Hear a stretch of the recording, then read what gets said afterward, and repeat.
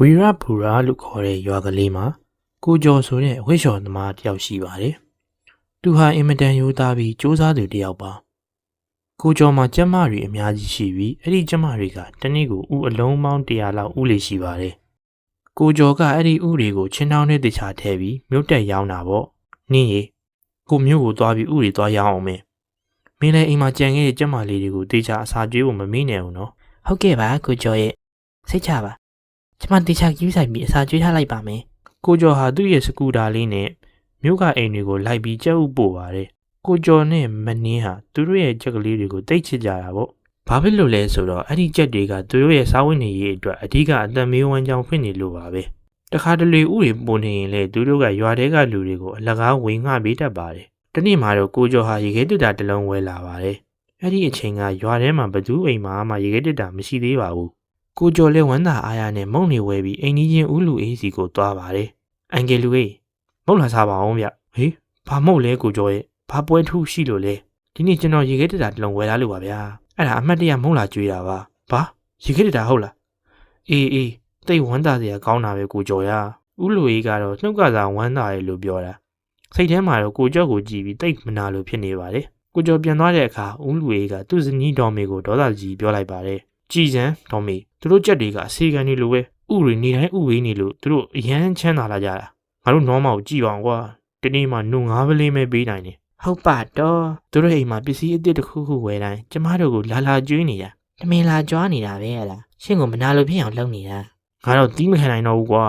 ရှင်ဘယ်လိုလုပ်မလို့လဲသူတို့ကြက်တွေကိုကျမတို့ခိုးလာပြီးကျမတို့အိမ်မှာထားလိုက်ရင်ဘယ်လိုလဲမင်းယူနေလားရှင်ကမှယူနေတာကြက်တွေကိုဒီကိုယူလာပြီးရင်ကျမတို့ပိုင်တဲ့ကြက်တွေဖြစ်အောင်အမှတ်သားတစ်ခုခုလုပ်လိုက်ပေါ့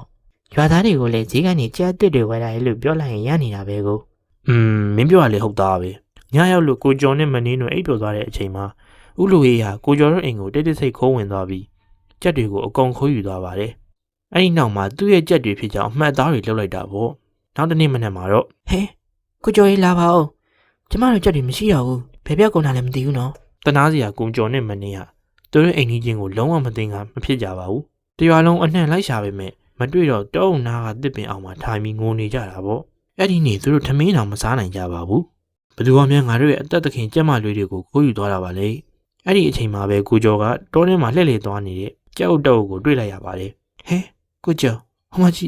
းကြက်တွေအများကြီးပဲဒါပေမဲ့အဲ့ဒါကျမတို့ကြက်တွေမဟုတ်ဘူးနော်အေးငါတို့ကြက်တွေမဟုတ်ဘူးပဲဒါပေမဲ့ဒီတောနယ်ထဲမှာဘယ်သူကြက်မှရှိရမှာမဟုတ်တာဖះသခင်ကငါတို့တနာလို့ပေးလိုက်တာဖြစ်မှာပါလာအဲ့ဒီကြက်တွေကိုအိမ်ကိုခေါ်သွားရအောင်နောက်တစ်နေ့မနက်မှာတော့မနှင်းကကြက်ဥကောက်ဖို့သွားပါတယ်အဲ့ဒီအချိန်မှာထူးဆန်းတဲ့အရာတစ်ခုကိုသူမတွေ့လိုက်ရပါတယ်ဟဲကိုကျော်လာကြည့်ပါဦးဒီမှာဘာကြီးလဲမသိဘူးဟာဒါရွှေဦးကြီးပါလားကျမကရွှေဦးဥရလားနောက်ရက်ဒီမှာလေအဲ့ဒီကြက်အစ်စ်တွေကတကောင်ကရွှေဦးတစ်လုံးစီနေတိုင်းဥဝေးပါတယ်ဒီလိုနဲ့ကိုကျော်တို့ဟာအချိန်တိုတွင်းမှာပဲအင်ကြီးအိမ်ကောင်စောင့်နိုင်ပြီးကားပါဝင်နိုင်သွားပါတယ်တစ်ဖက်မှာတော့ဦးလူဝေဟာကိုကျော်တို့စီကနေခိုးလာတဲ့ကြက်တွေစီကဥနိုင်ဖို့ကြိုးစားပေမဲ့ကြက်တွေကရုန်းကန်ပြီးစိတ်တာခွတ်တာတွေပြုတ်လုံနေပါတယ်ဒီကြက်တွေတော်တော်ဒုက္ခပေးတာပဲကွာဟိုအိမ်မှာတော့အေးစီဥဝေးပြီးတော့ငါ့အစီကြမှာဘာလို့အဲ့လောက်တော့ရံမှုနေရတာလဲကြည့်ပါအောင်တော့ကိုကျော်တို့မှာအင်ကြီးအိမ်ကောင်နဲ့ကားတာဝင်နိုင်သွားပြီသူတို့ဘယ်ကပတ်စံရလဲဆိုတာကျွန်မစဉ်းစားလို့ကိုမရတော့ဘူးကိုလူအေးဟာမနေနိုင်တော့ပဲညဘက်မှာကိုကျော်တို့အိမ်ကိုသွားပြီးချောင်းကြည့်ပါတယ်အထဲကစကားပြောစံတွေကိုသူကကြားလိုက်ရတာပေါ့နင်း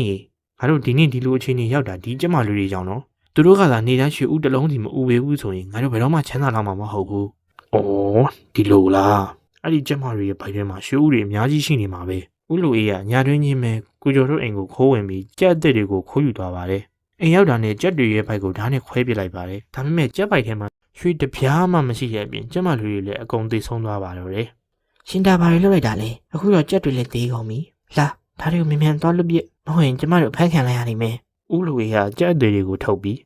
းအပြင်ထွက်အပြင်မှာတော့ရွာကကင်းဆောင်သမားနဲ့ထိတ်တိုက်တိုးပါတော့တယ်ဟေးဦးလူဒါကိုကျော်တို့ရဲ့ကြက်အစ်စ်တွေမဟုတ်လားခင်ဗျားဒါတွေကိုတတ်လိုက်တာလားလာခဲ့ကိုကျော်တို့အိမ်ကိုခင်ဗျားလိုက်ခဲ့ရမယ်ကင်းဆောင်သမားကဦးလူကိုကိုကျော်တို့အိမ်ကိုခေါ်သွားပါတယ်အဖြစ်အပျက်တွေကိုမြင်တော့ကိုကျော်တို့ကအရန်ကိုဝမ်းနေသွားကြတာပေါ့အန်ကယ်လူရဲ့ကျွန်တော်ကအန်ကယ်ကိုလူကောင်းလို့ထင်ခဲ့တာအခုတော့ကျွန်တော်ကြက်တွေကိုတတ်ပစ်လိုက်ပြီလားနေပါဦးဒါဆိုအရင်ကပျောက်သွားတဲ့ကျမတို့ကြက်တွေကိုလည်းရှင်းမဲခိုးခဲ့တာပေါ့လေမှန်ပါတယ်ကျွန်တော်မှားသွားပါတယ်အရင်ကကြက်တွေကိုကလည်းကျွန်တော်ပါပဲနောက်ဆုံးမှာတော့ရွာသူကြီးကပွဲထုတ်ပြီးရွာသားတွေအားလုံးရှိမှစီရင်ချက်ချလိုက်ပါတယ် မနာလိုစိတ်ကြီးပြီးသူတစ်ပါးပစ္စည်းကိုခိုးယူတယ်ဥလူအင်းနဲ့ဒေါ်မေတို့လင်မယားကိုလည်းရွာထဲကနေအပြီးပိုင်နင်းထောင်းလိုက်ပါတော့တယ်သူတစ်ပါးအပေါ်ကိုမနာလိုစိတ်လုံးဝမထားသင့်ပါဘူးလောဘကြီးလို့ရင်ကို့မရှိတဲ့အရာတွေကိုပါဆုံးရှုံးတတ်ရပါတယ်